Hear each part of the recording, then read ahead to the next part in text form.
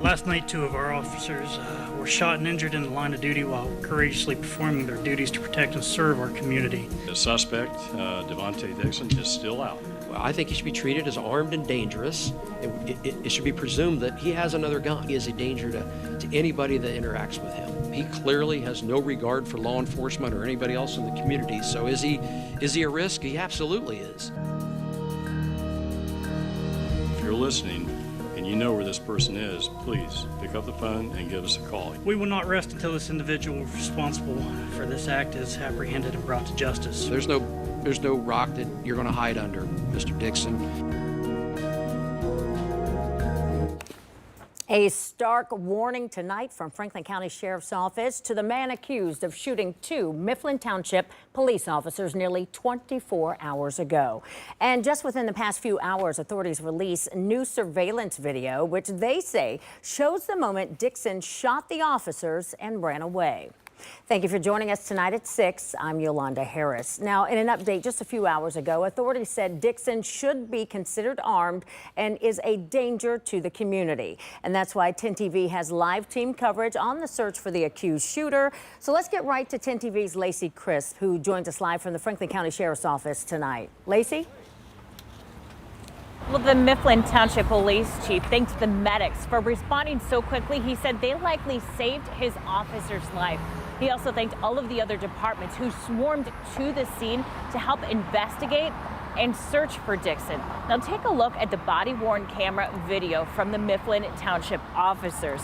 The traffic stop happened at 6:45 last night. Just 4 minutes later, they aired shots fired. Now you can see as the second officer walks up to the passenger side where Dixon was, Dixon takes off running, then shoots the first officer point blank, then shoots the second officer. Officers went door to door in that neighborhood all night trying to find Dixon.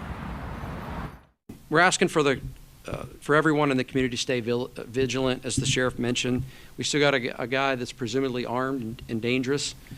He clearly has no regard for law enforcement or anybody else in the community. It's family. We eat lunch together. We know each other's families. We know each other's, children, wives.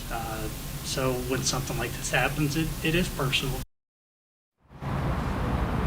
With 2 officers shot, the chief explained that's 40% of their department.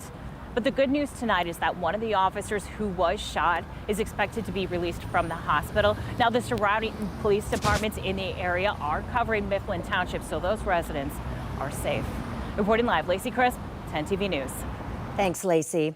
Now, FOP President Brian Steele says his first priority was making sure those 2 officers recover. But he also brought up this concern. Listen. When the dust settles, the third thing we're going to do to FOP is find out why was this violent offender back on our streets. Now, 10 TV dug up Dixon's criminal history, and he's been convicted of several violent crimes in just the past 3 years. So why was he released back into the community? 10 Investigates reporter Rochelle Aline has been searching for answers on this question all day today. She joins us live outside the Franklin County Community-Based Correctional Facility in Columbus. Rochelle? Yolanda, here's what we found. Last April, he was sentenced to 3 years of community control. A judge said he could spend up to 6 months at this facility undergoing treatments, followed by probation. It's a decision that one attorney we spoke to says doesn't surprise him. Aggravated battery and 2 weapons charges. Those are the 3 felonies Devontae Dixon pled guilty to in 2024. But instead of jail time, Dixon was offered a deal. The Franklin County Prosecutor's Office dropped 4 other charges, and Dixon was placed into community control. 10 TV tracked down someone close to Dixon to learn more about his past, but they chose not to speak to us.